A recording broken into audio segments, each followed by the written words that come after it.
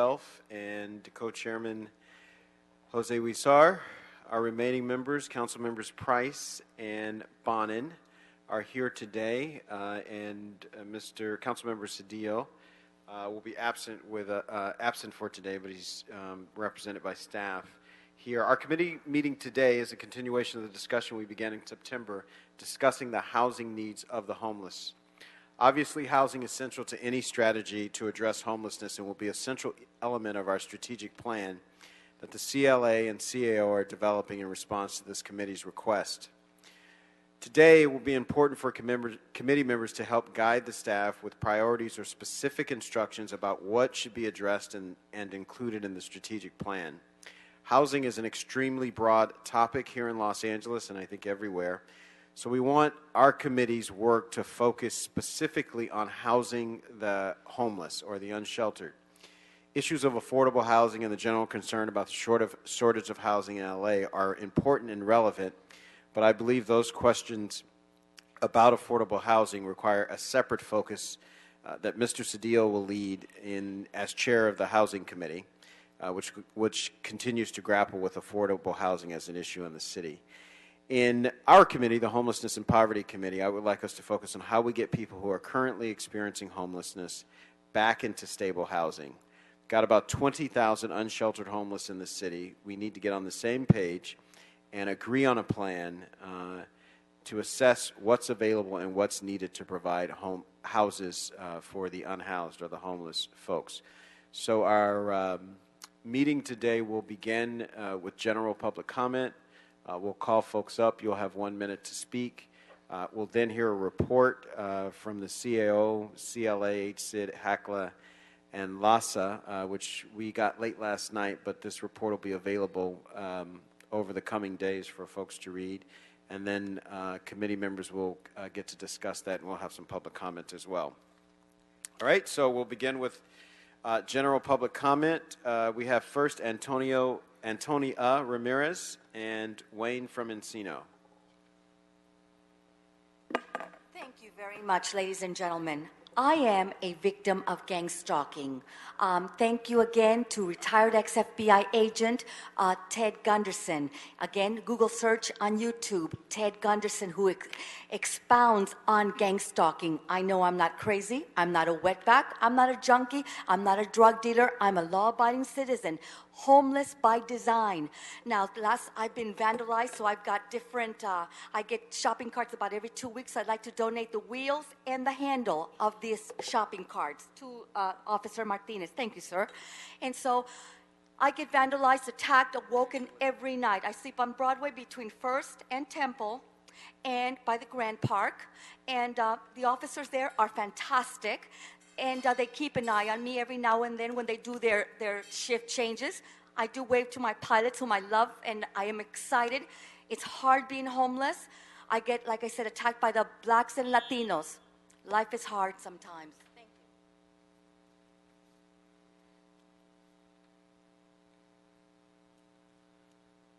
you. Yeah, we're just upstairs in the Transportation Committee, and they talked about citations. What a nice word for these things, citations. So you have people living in their cars, you have people living in these recreational vehicles, and you're doing everything you can to illegalize parking a recreational vehicle or a car on a street when somebody's homeless. Again, you're lying. You keep saying you're not going to criminalize homelessness, but you're doing it under the auspices of a separate committee in the Department of Transportation. When is this going to stop? You're not addressing the issue of homelessness. You're creating more of it and creating more of a hardship on these people. Leave these people alone and help them instead of criminalizing them and trying to raise revenue on your stupid parking tickets and your stupid parking enforcement. We have Patricia McAllister, Wade Tremor, and Tom Grode. I find this to be a joke that you're saying you're trying to get the homeless off the street when you got, when Los Angeles and the Housing Committee, you're responsible, HUD gave you $140.9 million and they sanctioned you. They put you on probation for a year because you didn't spend $77.3 million. I've got the letter from HUD, so I know what I'm talking about. So this is all a joke. Why you withheld this money, I think it's an old con game again. Hopefully no one would notice and it would go into your pockets in about 5 or 10 years. You don't take it right away. So I think it's a joke, and LASA needs to be investigated. We need an audit. And they did hire an auditor recently, but there's a conflict of interest because this auditor was working for a nonprofit that they get funds from. I was at the meeting at LASA. So let's clear that up and get that auditor out of there. She is not qualified to audit LASA. Millions of dollars are being embezzled, and we have racketeering going on. I really believe that. Thank you.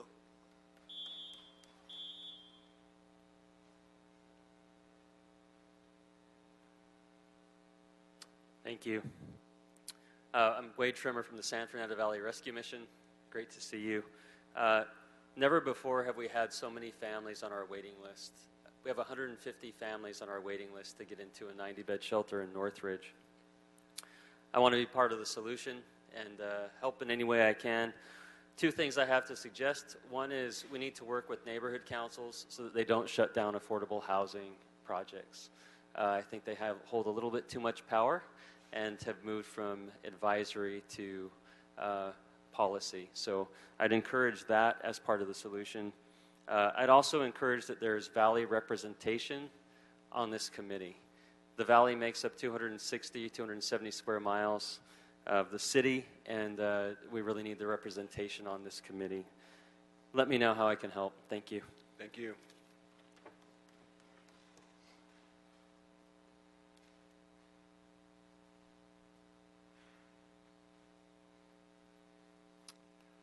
City Hall has declared a homelessness state of emergency. This declaration is being looked at to see what it might mean legally and practically. I hope this declared state of emergency will also be looked at in terms of the relationship between language and action. In other words, how does declaring a state of emergency create a mindset that impacts the behavior of our city? Councilmember Bonin compared the emergency of homelessness to the emergency of the drought. The drought is forcing us to relate differently to water. And so I want to encourage you to do something you talked about possibly doing when this was an ad hoc committee, which is to take this committee at times out of City Hall and meet in places like Skid Row, Venice, and South LA. Thank you. Thank you. So that concludes our general public comment. Last night, we released, the CEO released a report. I realize not everyone has had a chance to read through the whole report and digest it, so let me assure everyone that the intent is not to act on the report today, but rather to have a discussion that can begin to lead our strategic plan. So with that, I'd like to ask our CAO to come up and walk us through the basics of the report.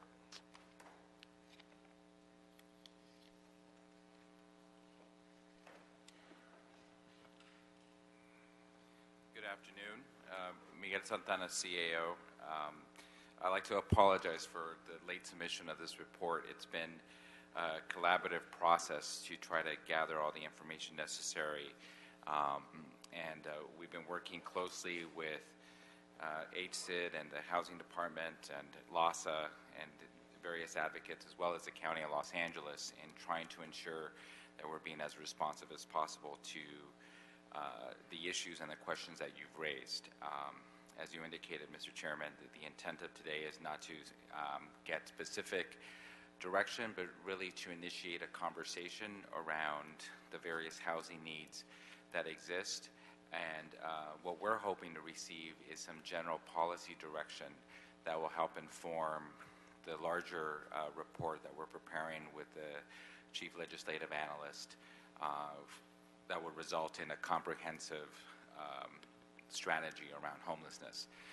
Again, as you all know, we're doing this in coordination with the County of Los Angeles, who's also engaged in their own strategic planning, and we're hoping that we could both be in alignment in releasing and ultimately this council and the Board of Supervisors adopting it around the same time. The report before you tries to do a couple of things. The first thing is to provide clarity as to the various kind of housing that exists that are supported by government, by the investment community, and lays out sort of a very basic framework around that kind of housing. The most important part of the report is that working with LASA, and Peter Lynn will walk you through this section, really tries to explain what would it take today if money and other challenges weren't the issue, to meet the needs of the homeless population as it relates to housing based on a point-in-time count that was established.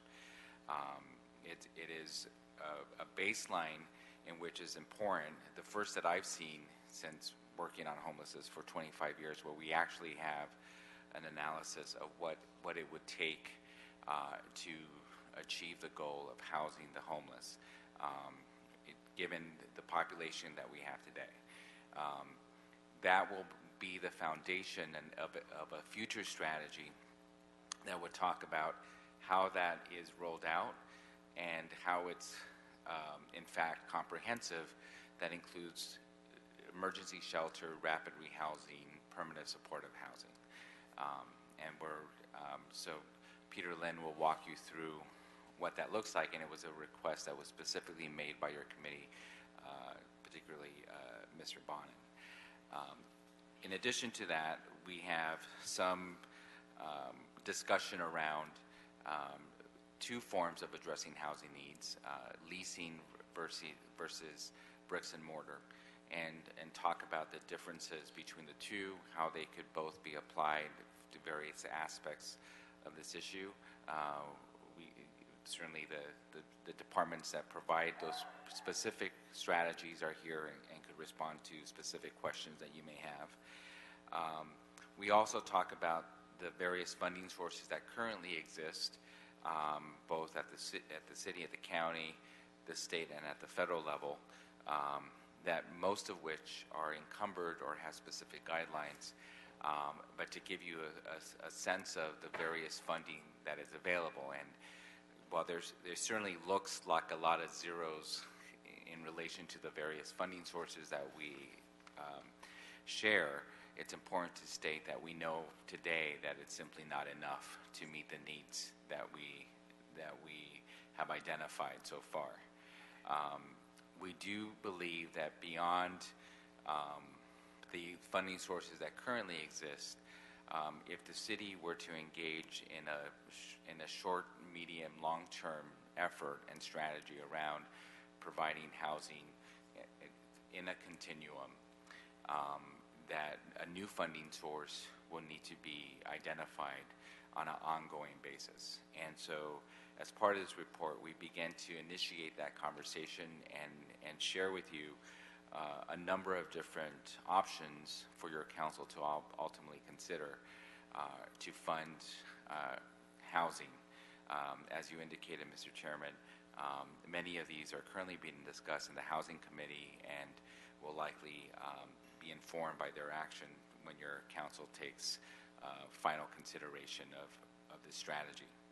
And then finally, to again spur conversation around this and to help us as we develop a strategy, we list out a series of questions which we would hope you would dialogue on so that we could get a better sense as to your thinking around some of these issues, and with that, help inform the strategy that we're putting together. This is intended to be one of many pieces that are going to be required for a comprehensive strategy. And so today it's one of several steps that your committee has engaged in. So with that, I'll turn it over to Peter Lynn, who will walk you through the specific analysis, the gap analysis that's been identified. And then I'll certainly welcome our colleagues from the city as well as the county. We have the Department of Health Services represented here as well, who could certainly talk about their innovative program around housing. Thanks, Miguel. Peter Lynn, Executive Director for the Los Angeles Homeless Services Authority. Thank you for the opportunity to walk through this model and the analysis that supports it. What we tried to do was to look for a systemic resource allocation model that had sort of national depth. It had been tested in multiple regions, and had good, solid analytic support. Look at our portfolio as it currently exists in a continuum of care, and obviously focusing in for the purpose of this section on the City of Los Angeles, which is a subset of the Los Angeles continuum of care.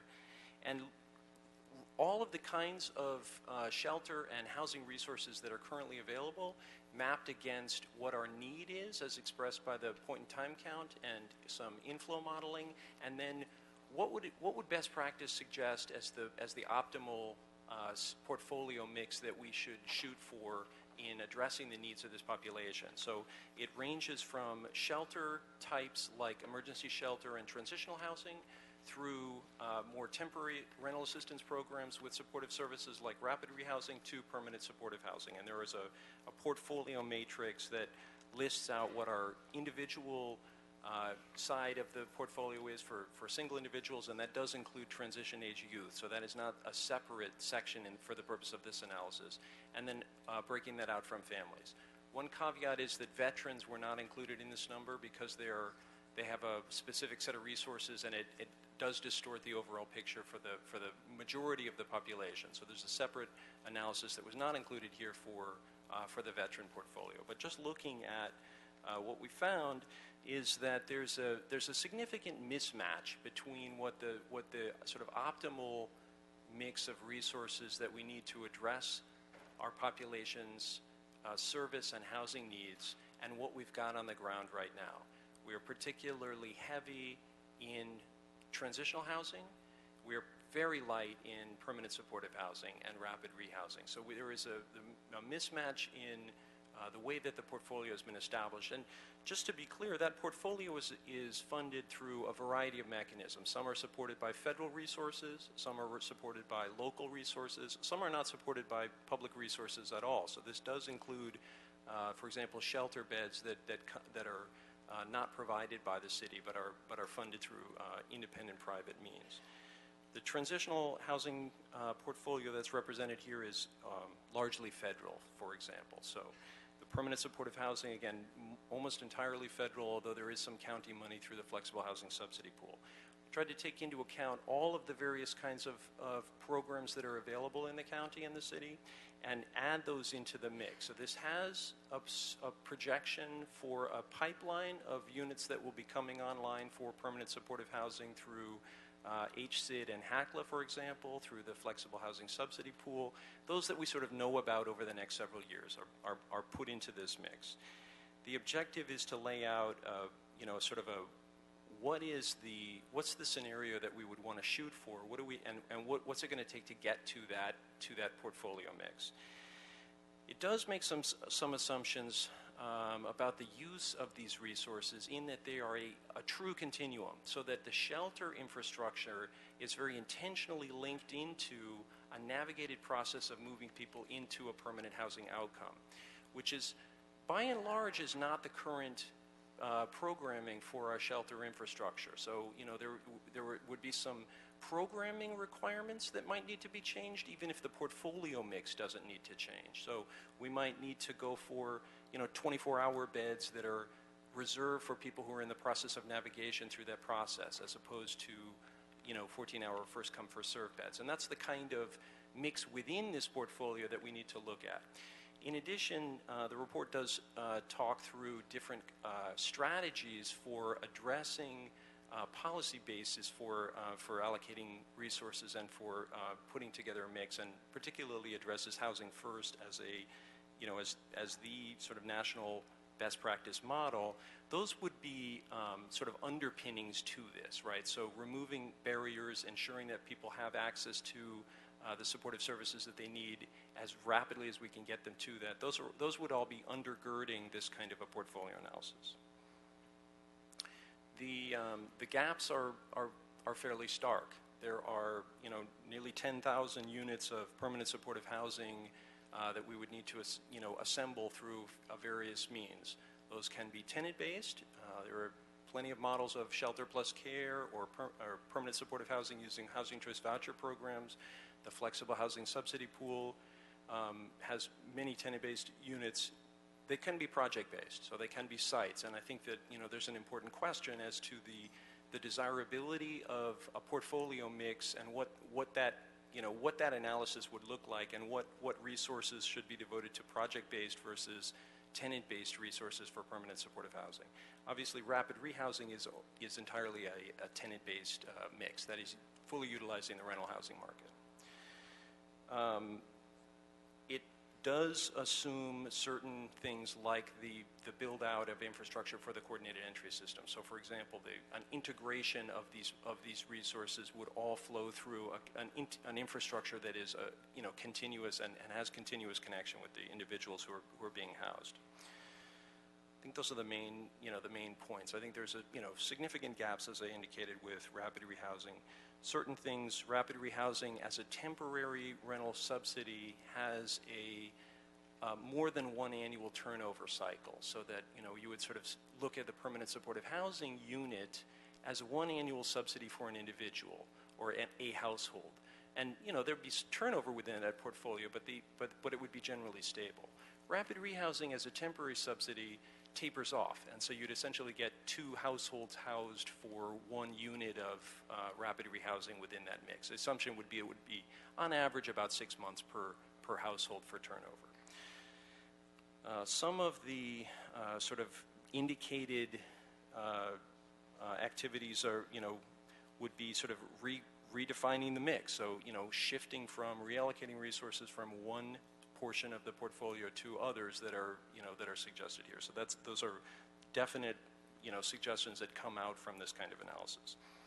We worked with a number of partners. Apt Associates is a leading HUD technical assistance provider, and the core model was one that they had put together. We worked with the Corporation for Supportive Housing, the United Way team, LASA staff, and a lot of folks looked at this and worked on and assisted with the analysis. So at this point in time, I would recommend that we invite the Department of Health Services, Mark Krause, to come and present briefly on the county's program on health care. Great.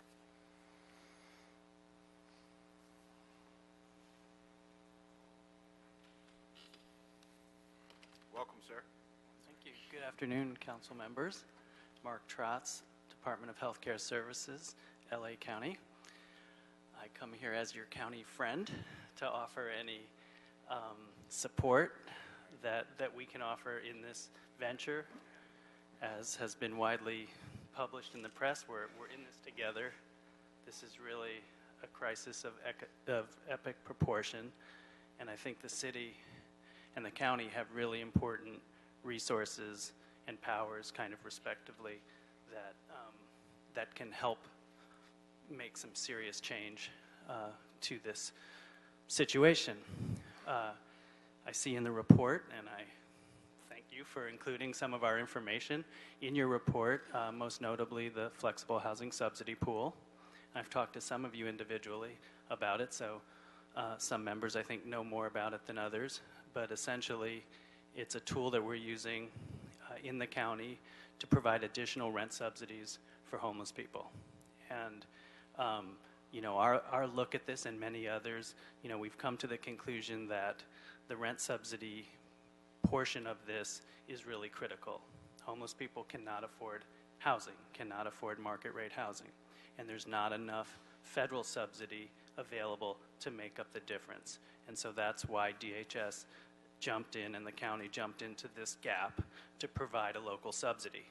And our intention was always to make this vehicle, or a vehicle like this, or a different vehicle that someone else wants to create, available to anybody who wants to pay into it, essentially.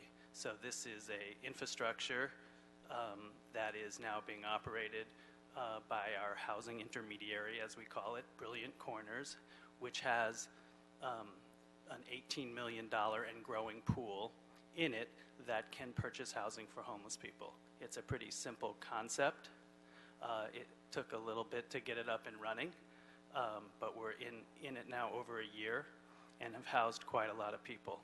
And so the simple part of the story is we're basically using this vehicle to subsidize people's rent throughout the county of Los Angeles, and a different vehicle to provide the intensive case management. And you put those two things together, good intensive case management and a rent subsidy, and most of the people outside City Hall here and in Skid Row can live very well indoors. And there's a lot of, variations. It can be project-based, it can be scattered site. In the final analysis, we have found all of those work very well for people if it's done well, and there's good support services and other supports attached to it. So we just want to make that vehicle or this pool available to you in any way that you might find helpful, and I'm happy to answer any more questions about it.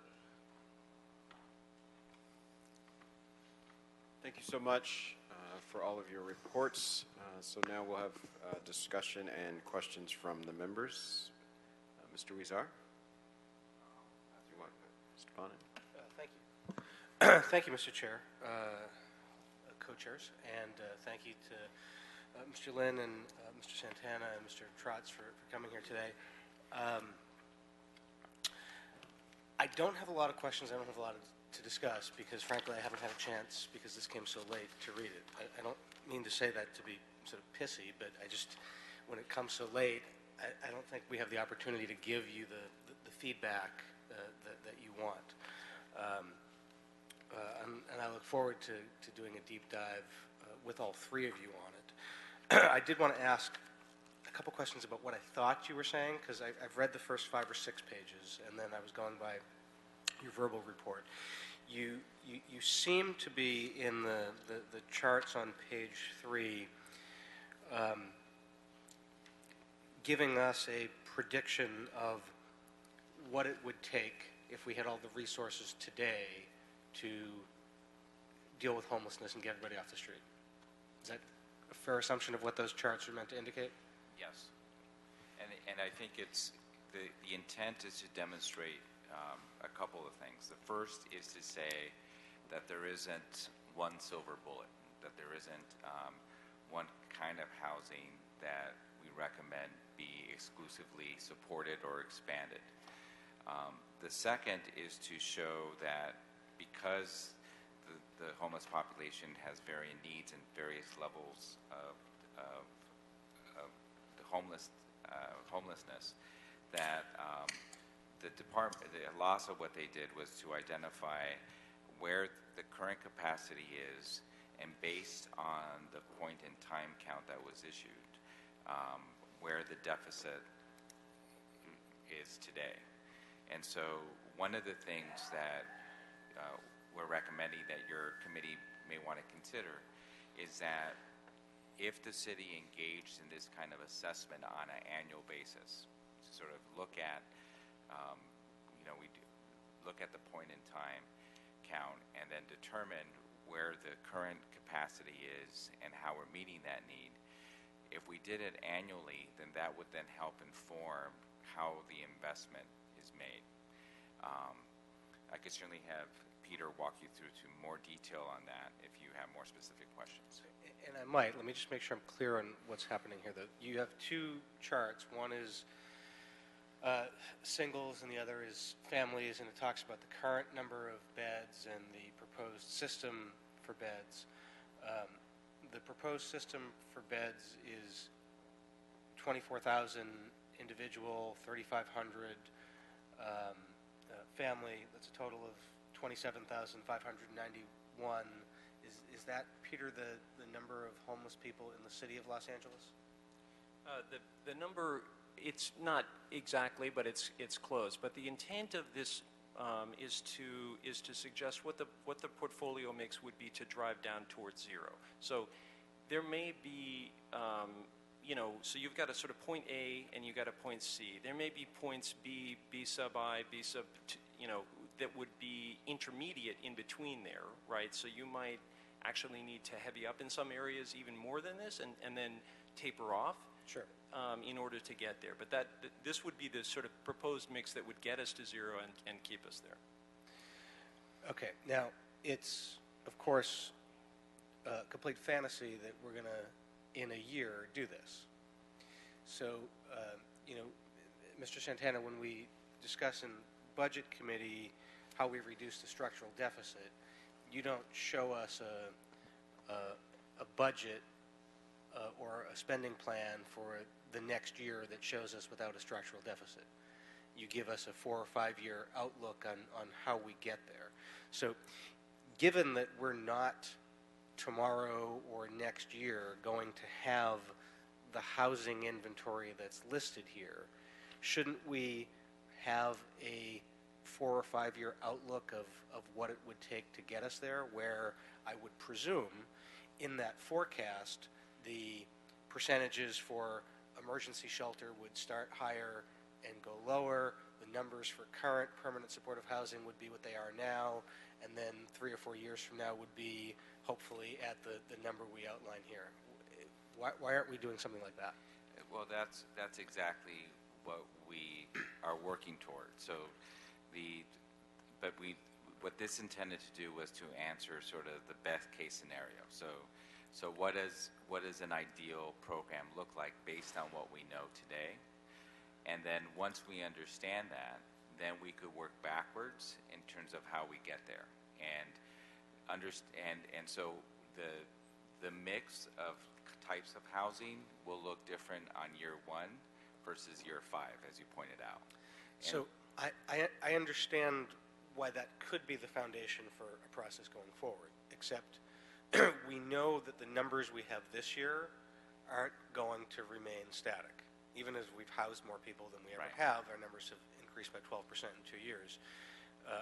There are some studies that say 13,000 people a month are becoming homeless. I don't know how credible that is. I've heard disputes of it. We heard the other day in some of the county proceedings that there's huge numbers of people who come out of prisons or hospitals or institutions who aren't captured by CES and become homeless. I know from my district and in Hollywood, there's large numbers of folks who come from other parts of the country and are homeless here. Given that we know that other people will become homeless or may come here once they're homeless, don't we need a different figure to start from to do the 4 or 5 years out? John Wickham with the CLA's office calling. Councilman, that's exactly why the report suggests that an annual check on these gap numbers is critical, because the economy is changing on a regular basis. The population that's homeless is changing, and we need to, based on the point in time count and all of the work that LASA is doing, understanding who is homeless today, to work with that data and see how these numbers change in what the gaps are and what kinds of housing solutions we need to find. So if we're staying on top of those numbers, we may see that there are some new efficiencies or new effective programs in rapid rehousing where we can find, maybe we should shuttle some more services into that or more funding into that area to help more people. Or maybe some of these programs are helping to actually reduce the number of chronically homeless people who require permanent supportive housing. Therefore, we may not need as many permanent supportive housing units down the line. So if we're watching this regularly and we're right on top of it, each year we'll be able to see what this table looks like, and we'll probably see this table change. Councilman Bonnet, going back to your own analogy about the structural deficit. Yeah. So, the structural deficit is a prediction based on the facts that we know today. It's a snapshot of the budget based on expenditures and revenues as of the day that the budget is adopted. But it changes every year because revenues grow beyond what we expected. Some years they were less, but generally they've been growing. And expenditures sometimes grow or stay flat.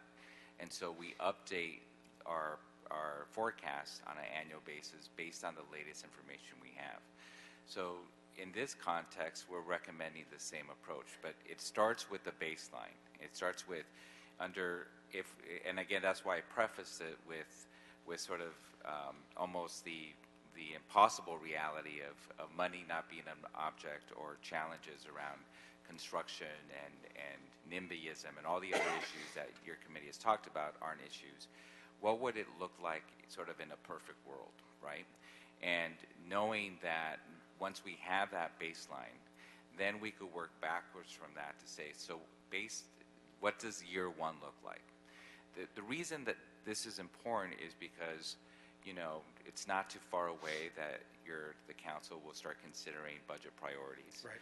And so what our objective is in the strategic plan that we propose is a description of what year one looks like, but without knowing the context of where we want to end up, it's hard to understand why year one is structured the way it is, right? But what I'm wondering, though, isn't this actually a prediction of year 5 as opposed to year 1? Yes, that's my point. Okay, Yes. all right. So because it's sort of the best case scenario, so then based on this, then we would recommend this. We don't have year 1 yet. Right. That's what we're working on. So we'll present what year 1 looks like, and then from that is what specifically does it look like for the city?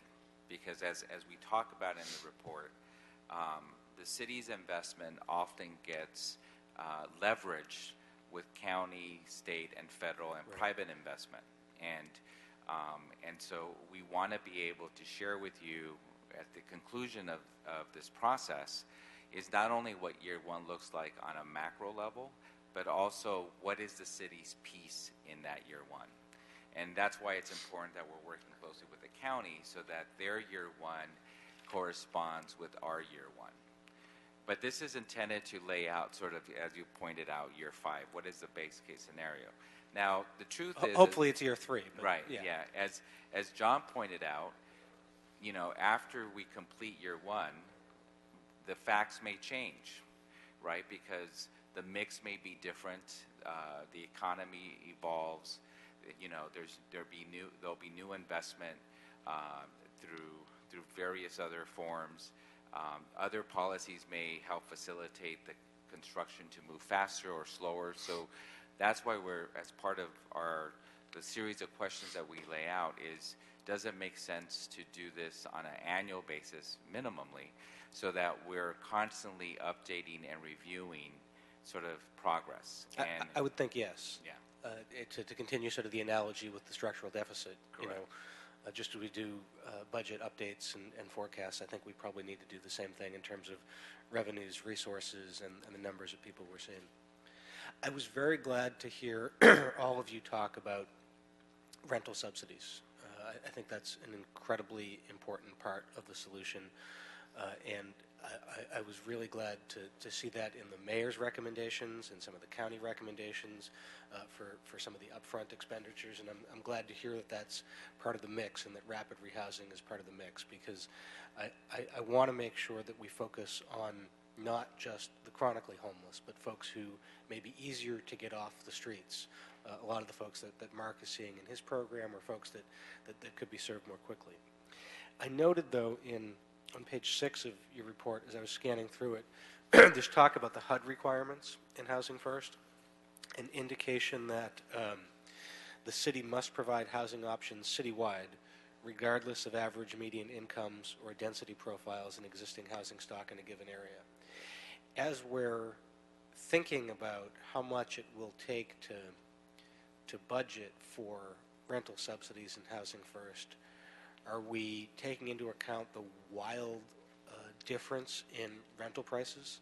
Like, I'm absolutely committed to making sure that we have affordable housing in my district and that we house homeless people in my district. But dear Lord, the rental prices are obscene, and I want to make sure we're accounting for that. That's a challenge that when the HUD sort of laid out their expectations, that they haven't, at least when I've asked them, haven't fully addressed, because obviously land values are different in certain parts of town than others. I mean, I think the overarching philosophy that HUD is taking is that affordable housing should be integrated in every community, that Yes. it shouldn't be marginalized to only certain sectors of a city, that every community has a responsibility to provide affordable housing. Having said that, it doesn't cost the same in every community to establish it, both on the bricks and mortar end as well as in the housing subsidy end. But it is a priority that HUD has presented. And they're quite detailed in their expectation of cities if we're going to be competitive in receiving additional federal dollars. And are they aware of the fact that that could mean that means we house fewer people? Because for the cost of money to house someone in Venice, you could probably house 5 people elsewhere. I still think we need to do it in Venice, but are they aware of that dynamic, and are they willing to help us given that? Well, I think you raise a really important challenge that faces a rental subsidy program, which is that you do need reasonable caps in order to make sure that the money extends to cover everybody you're trying to target with the program. So, for example, the way it works in Section 8, it's set around, HUD sets the fair market rents, and then the Housing Authority has a bandwidth around that, a reasonable bandwidth over to get more people leased in higher cost areas, under if there's not enough money to cover all the families. So there is a direct tension, and that's recognized within the model of the Section 8 program. I think it's one that needs to be addressed on a policy basis. When we're investing in the development of affordable housing, I think it's a different model, although there were definitely different costs in higher cost areas. In a rental subsidy, the standard models like the way that the Section 8 program works, it has a finite cap to it, and that that would just preclude certain neighborhoods where the rental structure exceeds that. Within that, though, it does not mean that you have to concentrate folks in areas of high poverty.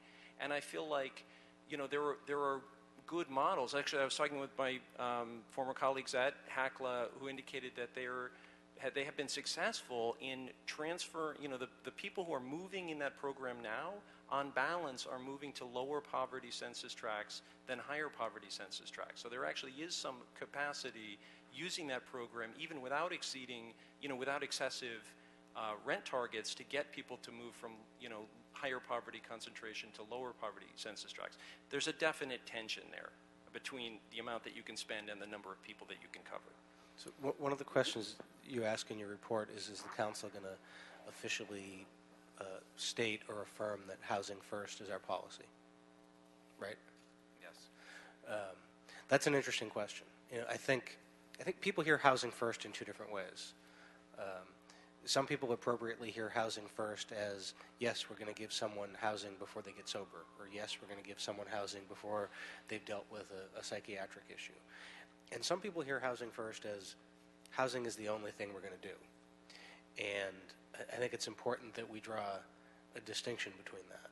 And if we're going to say our policy is housing first, and it should be, then we need to be damn sure that we have the inventory to make that real.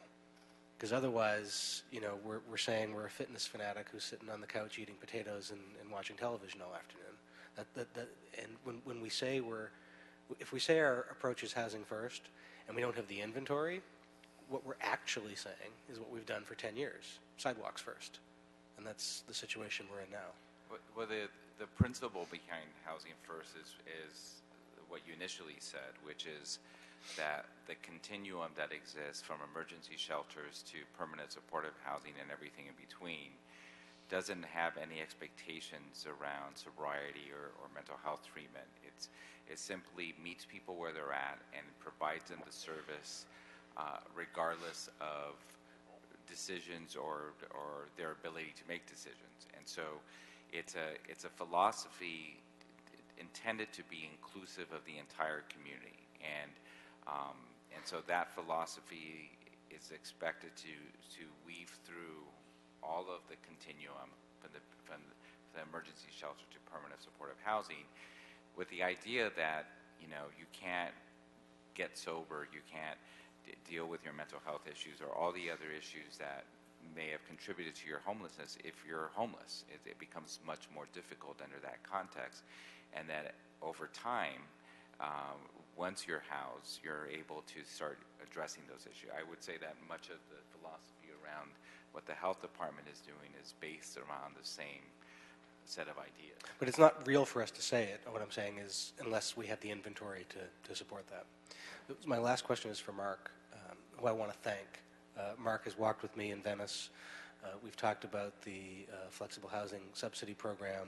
I've been touting it for a while. I think it's a great model. I really appreciate that you've talked about the way, and Mitch has also talked about the way that others could sort of buy into the program, so that as we figure out our expenditures, we don't have to waste money on personnel or infrastructure. We can put it directly towards services and getting people into housing. I'm curious though. I have, by some accounts, I think the last account, 50% of the folks who are living on the streets in my district suffer from some form of mental illness. Large numbers of folks in pockets of the city, mine included, are as a result of their mental illness, service resistant.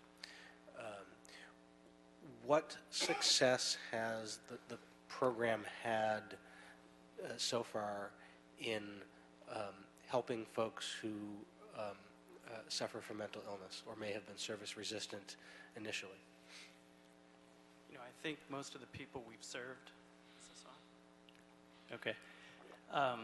Most of the people that we've served are the population you're describing. So I think it's about the approach and the flexibility that one takes to engaging people. And I'm a strong believer that the actual number of people who are, quote, service resistant is very small. Me too. And when we get down to that last pocket of people in Los Angeles, we will be very happy. And if we have a subsidy tool and a truly a whatever it takes approach to services, we have been able to house amazingly impaired people, amazingly beautiful people after they get housed, and really make a huge difference. I know we don't have time to start doing case studies here, but I can think of 10 people right off the top of my head in the last month in Skid Row who were fixtures on Skid Row. What's the difference in the approach? What are we missing currently that we're not doing that helps get them into housing, other than the subsidy being available? Yeah, I mean, I think that has a lot to do with it, in that we are truly offering housing when someone is ready to come in, and because of some of the baked-in time frames that are with federal rent subsidies that we don't have, in all the fantastic work that the city's housing authority does, and we work with them constantly, and I think they're amazing in what they do. They're constrained by the federal policies. So there's some people who straight off don't qualify for a federal rent subsidy if you're undocumented or you have a serious felony conviction and so forth. And then there just is that sort of 60 to 90 day period that you have to go through to get housing. And then I would just say really having the support service providers drive the show. So we're working with some fabulous intensive case management providers in town that we've all worked with, and they have that subsidy in their back pocket essentially. So they're able to meet the person where they're at and meet them every day if they need to, and when they're ready to go, get them into housing. And I don't think it takes, for many people, that can be 2 weeks to a month to 6 weeks, and for others it's 3 months to 6 months. But all of this talk, when we try to describe the whole range of things, that sometimes it's 6 months, a year, or 2 years, that's the real outlier we're finding. There was Thank you. Yeah. Thank you, Mr. Chairman. Mr. Price. Thank you, Mr. Chairman. I just want to thank the panel for the work, for the research. Lots of good information. I look forward to digging in a lot deeper, but it certainly has already been a good tutorial for me. A couple of questions about vouchers, and I'm just trying to get my hand around them. And I know there's some reference in here regarding permanent housing. But talk a little bit more about the obstacles and opportunities around vouchers. Is that the only subsidy format that we're talking about? What are the limitations? Do we need to get more from the federal government? Can we create vouchers? I mean, how do vouchers work in terms of a tool in the toolbox?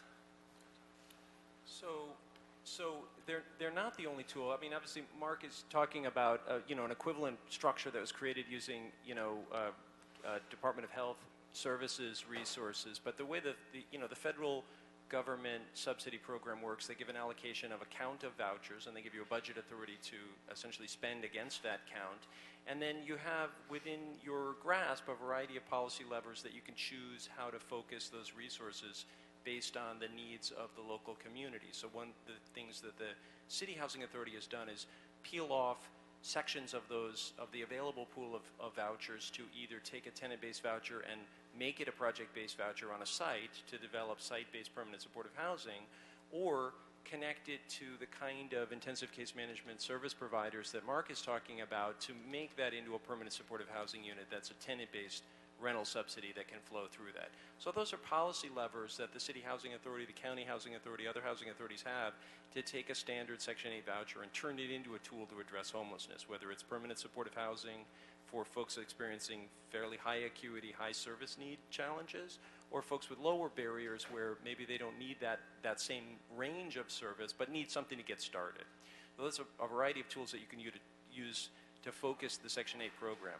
There are rental subsidies that are associated with the McKinney-Vento Homeless Services Program, like Shelter Plus Care. Those are really focused on permanent supportive housing, and that is a tenant-based, largely now a tenant-based resource. Some of the older grants we have are fixed to sites, and but now pretty much because they're one-year grants, they used to have a 5-year cycle, and it was easier to fix them to a site. Now it's hard. It's very hard to develop new, site-based projects using a one-year grant model. So the new ones are mostly tenant-based.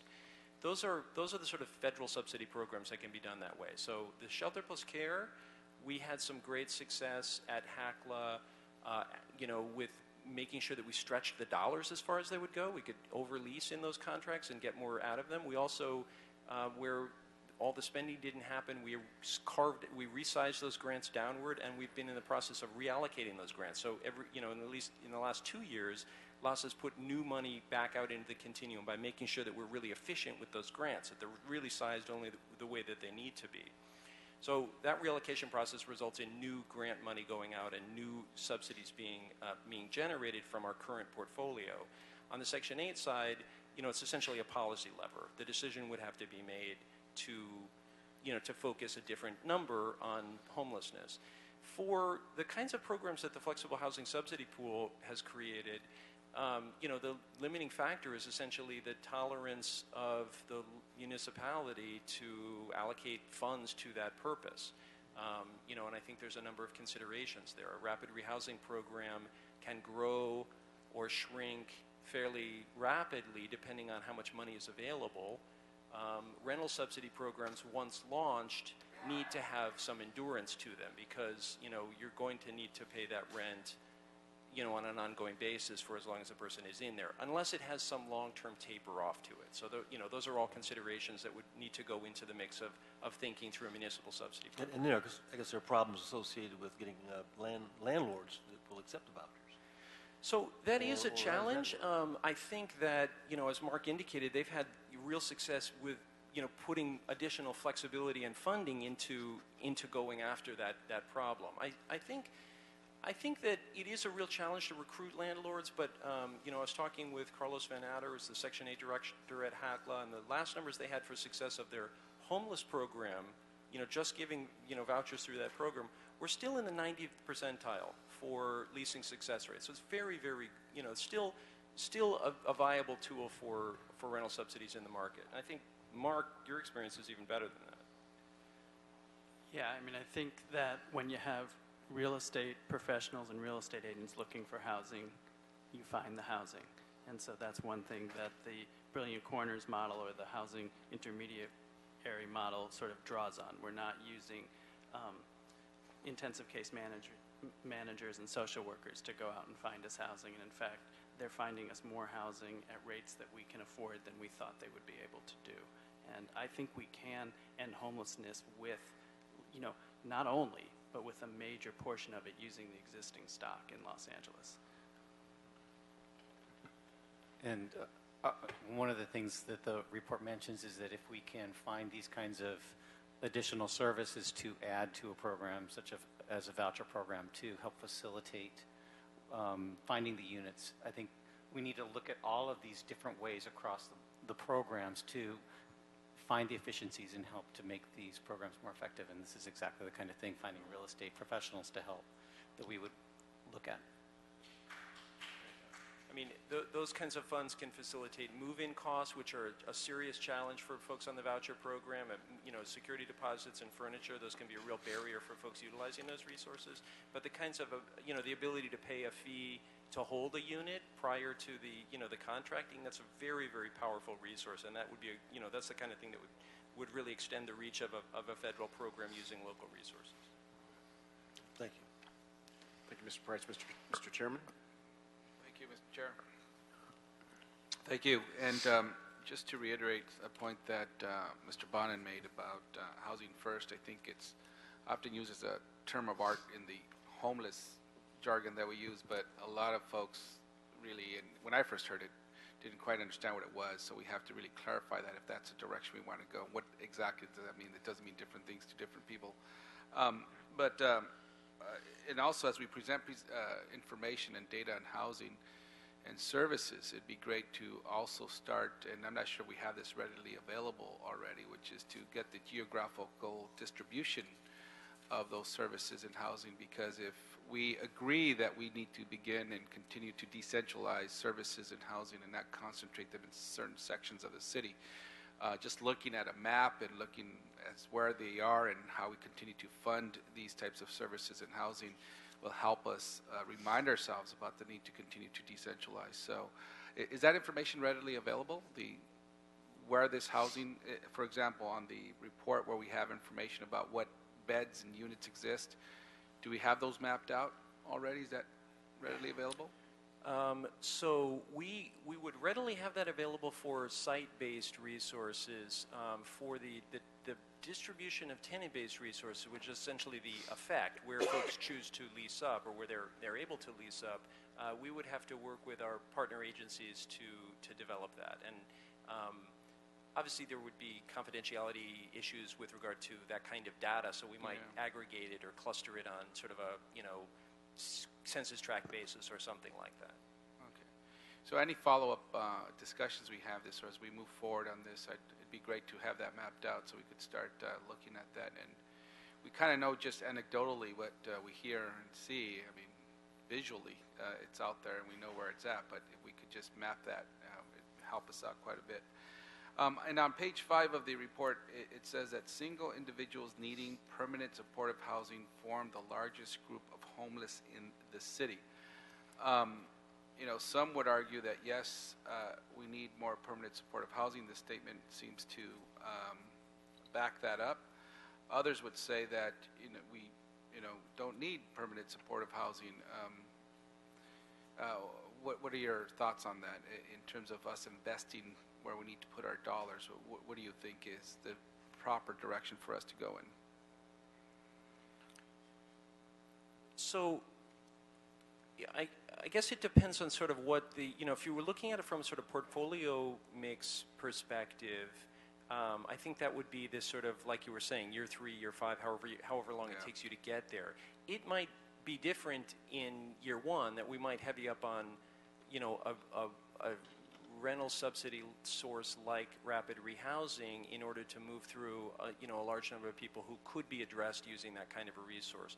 I think that the mix of what's available is going to depend. I think there is a significant plurality of people who need permanent supportive housing, but it is it's not the majority of people, but it may end up being the majority of the portfolio mix at the end. In the interim, that may not be the mix.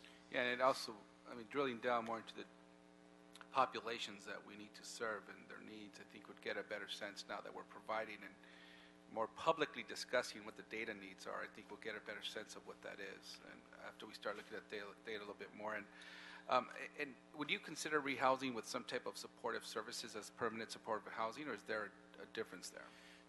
So rapid rehousing is, some of these terms are kind of unfortunate names. So rapid rehousing has the kind of connotation like, oh, well, that's faster than something else. They all have to be fast, right? Yeah. We need to be fast with all of them. They should all be rapidly rehousing people, whether it's permanent supportive housing or permanent housing or something else. We should be doing it fast and a fast clip. It is a permanent housing placement that does not have a permanent subsidy. So the permanency of that permanent supportive housing is essentially as long as the person needs the supportive services and the rental subsidy. We had people in the Section 8 program earn their way off the program, and they essentially graduate out onto the market. There are people in permanent supportive housing who essentially stabilize their lives and no longer need those depths of supportive services and can move on either to a destination that's self-sustaining on their own, or with maybe a Section 8 voucher that doesn't carry those services. So what the permanence of it is as long as they need it. But rapid rehousing, by its design, is a temporary rental assistance subsidy and a temporary supportive service infusion, and both of those would sort of move away at over time. Great, thank you. And Mr. Santana, my final question is on the sources of available funds for more housing. I'm not sure if I saw the boomerang funds here, the funds that were used by the CRA. Were those listed here or not? I know there was a motion proposed by Mr. O'Farrell that there was a suggestion that we use some of those funds. Were those included here, or we haven't made the decision to move in that direction, so you did not include them? I kind of see the boomerang funds more like a frisbee, and less like a boomerang. So to clarify what they are, these are. I use it because I like the way it sounds. It sounds pretty cool. Boomerang. So boomerang funds are essentially general funds, and they are funds that, when the CRA existed, were captured within the CRA. Once the dissolution of the CRA occurred, they were made available to the state, the county, the school district, and the city. The city, because of the fiscal crisis we were in, spent those funds to address the deficits that we were confronting. So they're paying for police officers, firefighters, all the other services that we provide. So to the extent to which your council is interested in using former CRA dollars that are now part of the general fund base, then it would basically be an annual budget decision, as you do with all other decisions. And how much generally? How much dollars are we talking about? I don't have the number at the top of my head. I could certainly like tens of millions, not in the hundreds. More than that. Yeah, it's hundreds of millions. I would say somewhere like in some neighborhood of between 50 and 70. Okay. So, but they are currently dedicated to the general fund. They're already committed to the general fund. Okay. They've been spent, and so it would be a matter of redirecting those spent dollars for some other purpose, which is an annual decision that your council makes. Okay, so we've made a decision as to how those dollars will be spent every year for the next few years. I mean, they're now part of the general fund base, so they're generally property taxes that are now part of the base of the general fund. Some of them were one-time dollars that were earmarked for specific purposes. Some of it was ongoing, but now they added to the property tax base, in which your council then appropriates on an annual basis. Okay, thank you. Thank you, Mr. Huizar. I just have a couple questions. I think the members have covered many of the major issues, and I got to read the report once, so excuse me if I've overlooked a part of it. But as a part of the menu of choices for solutions, you all are pretty thorough on lots of categories, some of which we've discussed here today. One category that I found mentioned less and was examined less was the idea of shared housing. So, I really perked up at the opinion that much of the homelessness crisis could be solved with existing housing stock. That is absolutely the case in the 8th Council District. It could not only be solved with existing housing stock, you'd have some left over if there were systematic and aggressive sharing programs made available to people. Could you all talk about where the thinking is on shared housing and how that practice, the trajectory that practice and support for that practice is developing? So nothing in here precludes shared housing as the destination for a rental subsidy, whether it's rapid rehousing or even permanent supportive housing. It's not a standard mix for something like a voucher program, because the model there is renting an entire unit. But it is used, and certainly I don't know what mix you guys use, but it is a perfectly legitimate destination for a rental a rapid rehousing program or some kind of rental subsidy program. Obviously, it is a less expensive one. It does require additional, some additional features to program design and ensuring that there are good agreements and that these are durable, stable kinds of arrangements.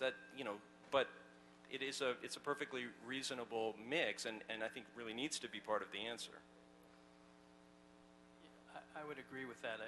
Most of the housing we've been focusing on has been for behavioral health and medically complex individuals, and we've been focusing on small units, studio units, and dealing with the immediate complexity of getting someone who's been ill and on the streets for a very long time. And so there's a place for that, and that is a more expensive intervention. That's, you're looking at a $1,000 unit and perhaps an $800 subsidy or something like that.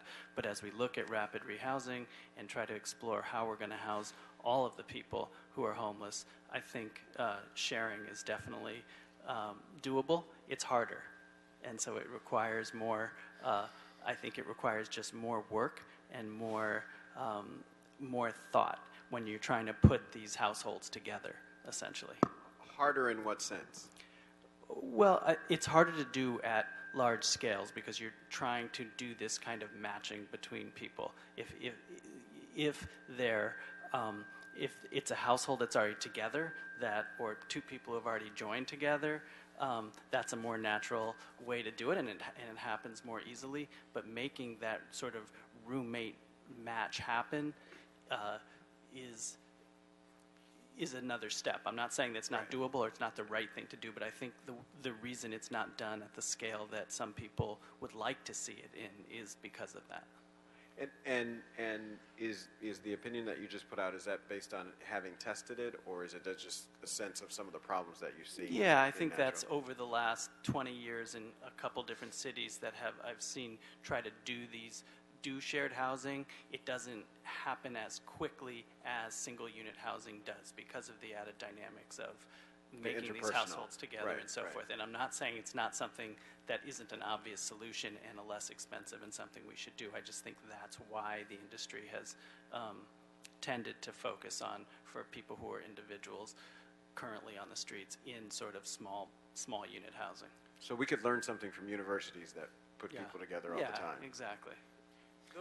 There are programs like that are currently in operation in the continuum. So we do use that in some on the family side, and there are providers that are using this. So one challenge is creating the right mix of folks and ensuring that there's a sort of that there's a simpatico between the people who are going to be in a household together, and that you can do in different kinds of infrastructure. So if we create intentional programs within our shelter infrastructure so that there are opportunities for folks to sort of talk and get together and have a mixer where they might come together and form that kind of collectivity, I think it's very powerful.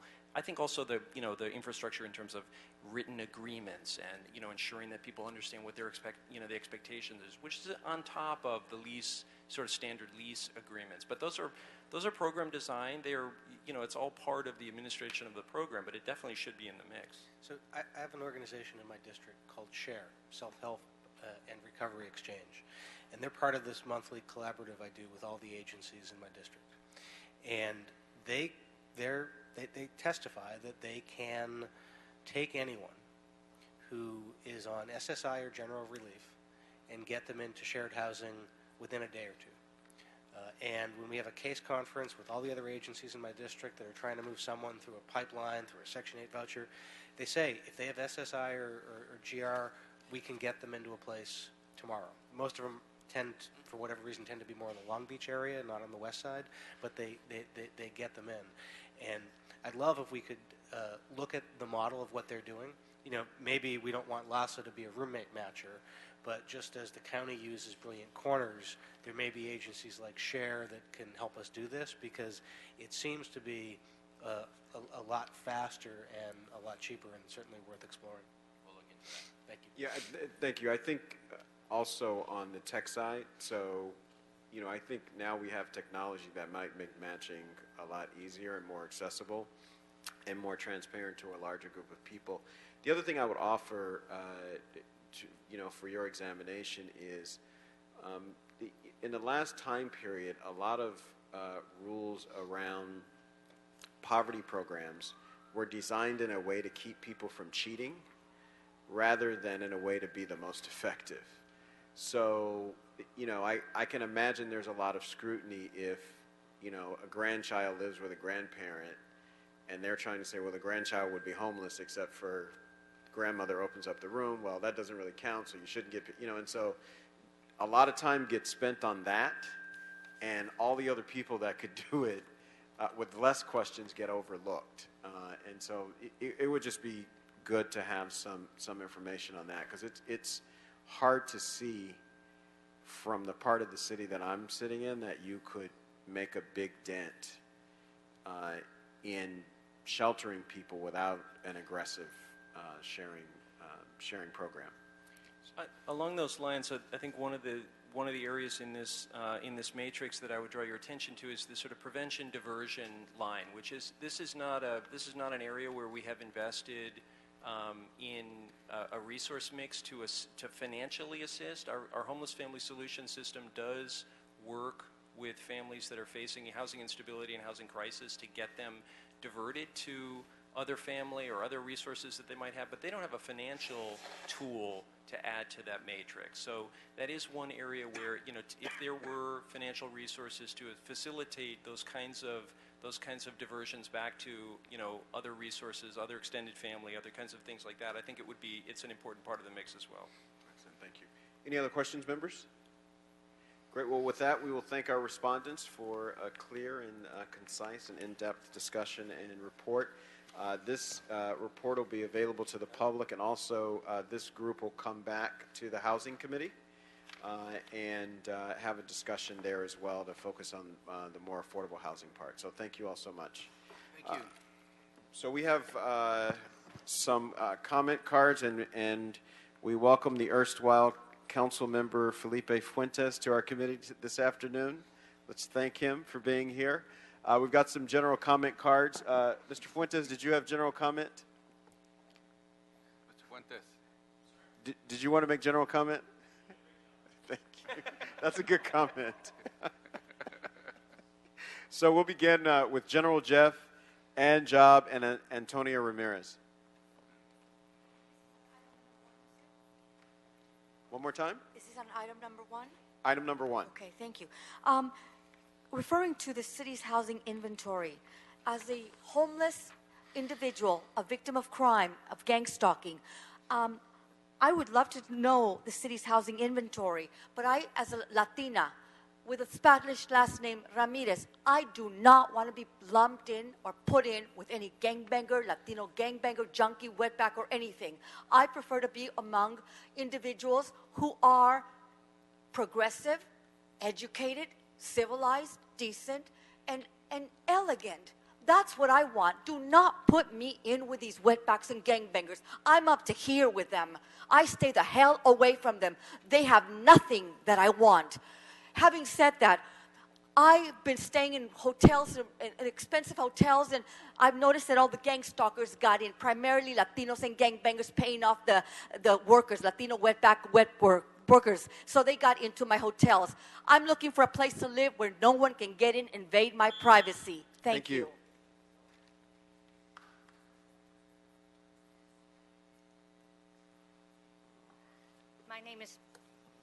My name is Ann Job. I want to thank you for the formation of this committee, and I want to thank you for serving on it. And I also want to thank my council member, Felipe Fuentes, for being here. I'm the president of the Sylmar Neighborhood Council, and we have declared addressing homelessness as our big idea for the year. For the first time ever, Sylmar was a part of the homeless count. We formed a committee that's called the Underserved Stakeholders Committee, which is addressing homelessness.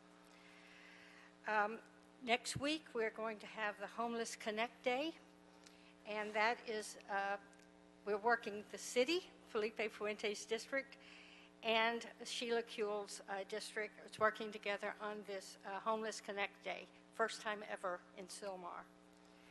Housing First is, I think, the appropriate way to go, and thank you so much for existing. Thank you.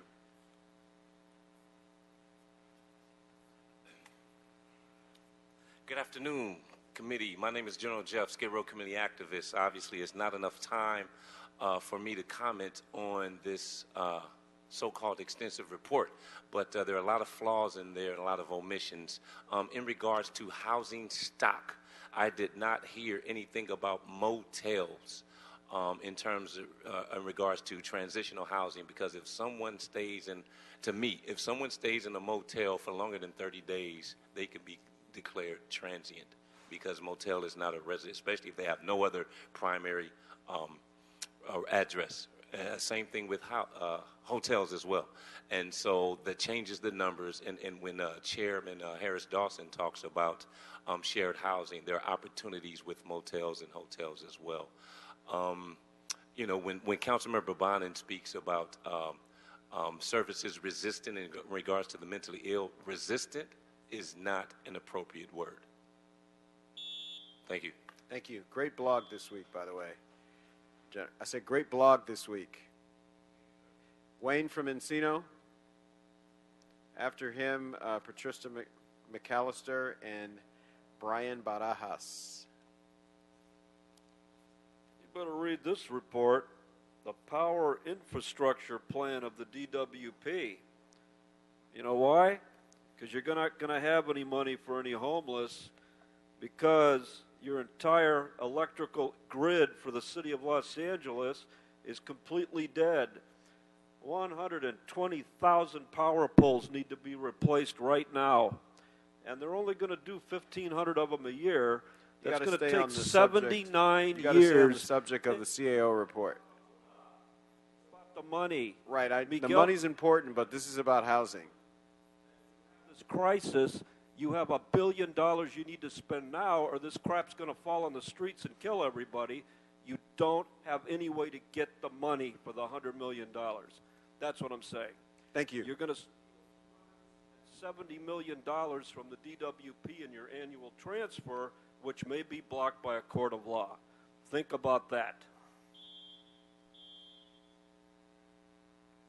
Thank you. I don't understand, Lassa. That report is online. I've been reading that report for a week, and I'm reading it right here now. They have $217 million. The reason they didn't bring it in here, because this is astounding.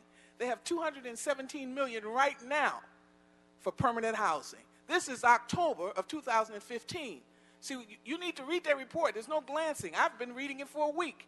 We got the Wine Guard downtown, Midnight Mission, LA Mission, Union Rescue, homeless coming up missing. These are all businesses that are down there catering, taking these people's money and pumping in those drugs. We don't need agencies, including LASA, making a living off the homeless, keeping them homeless. Now, LASA didn't tell you, they shift those homeless around.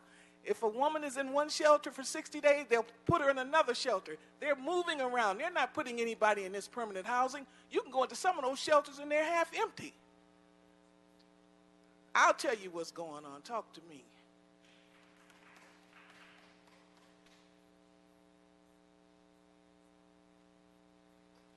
Are we on general or item one? Item one. Okay. Well, I think one of well, his name is Mark Trotz, Director, Housing for Health.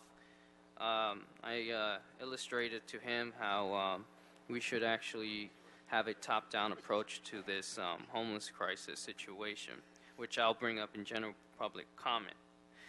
My point to him was, and he agreed, that we really do need a top-down approach. But regarding this topic, I think that unless you have that top-down approach, these are just measures that you'll see that without that top-down approach, this would literally, it's like sand through your fingers. You try to get a grasp of the situation, but you don't know what's causing the disintegration to take that's taking effect.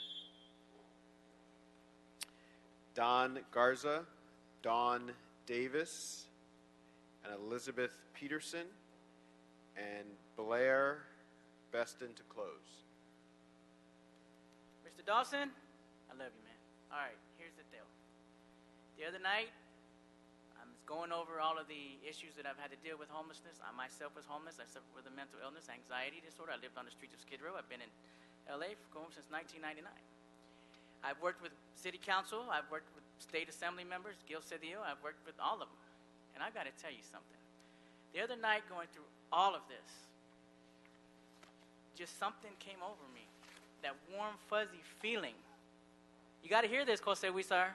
That warm, fuzzy feeling that you guys are actually going to aggressively deal with this problem.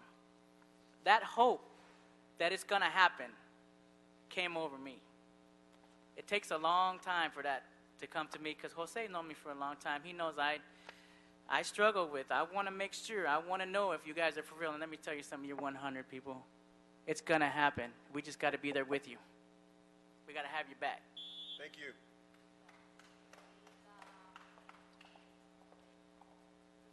I, too, want to thank all the membership for forming this committee. My name is Elizabeth Peterson. I've been a downtown resident for 10 years and 2 businesses in the historic core.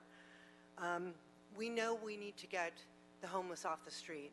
I've never seen it like this. It is very dangerous in all facets. We should look at benefits and why the homeless population is growing and growing and why homeless people are coming from all over the country. We're doing something here that is providing a benefit and enticing more homeless people into the neighborhoods. We need to look at that. I also feel that we need to provide housing throughout the city of LA. Obviously, we have certain areas such as downtown LA that have Skid Row. We have Venice and Hollywood that have had a huge uptick. I've heard the Valley is now seeing that. And what we really need to do is to integrate. We continue to isolate and segregate this population. We're also segregating the NIMBY from this population, and we're not forming great relationships. And I think we need to increase the housing incentives for developers to provide affordable housing. Thank you very much. Blair Besten, Executive Director of the Historic Core Business Improvement District and also a resident, and I'm just going to piggyback off of what Elizabeth said. We hear a lot about housing first and the nonprofit developers. There really have to be creative ways. We need to build a lot of housing. I'd love to hear about for-profit affordable housing developers and actual developers that have developed market rate housing. We hear about inclusionary zoning. We have to figure out an incentive. I used to work, those of you who know me, I used to work in development and affordable housing development. There's 9% tax credit deals for new developments, but we need to think deeper than that. Property tax abatement, 10, 15 years, encourage mixed income housing. Like Elizabeth said, we've got to stop quarantining these people into housing developments. Mixed income works. You can have people with permanent supportive housing living in mixed income in market rate developments. You can give developers incentives by giving them property tax relief, and I'm telling you, they'll build it, and it will create better communities. Thank you. Thank you. So that concludes our public comment on item number 1. So, Mr. Clerk, do we have any other items? There's none, sir. So there are no other items. We'll continue this matter with the understanding that this report will be reviewed in the Housing Committee as well. And from there, the CAO and CLA will take those additional questions and comments, in addition to the ones that we put forward today, refine the report, and bring it back to us. With that, if there's a motion to adjourn, that will be the order. Excellent. We're adjourned. Thank you all so much.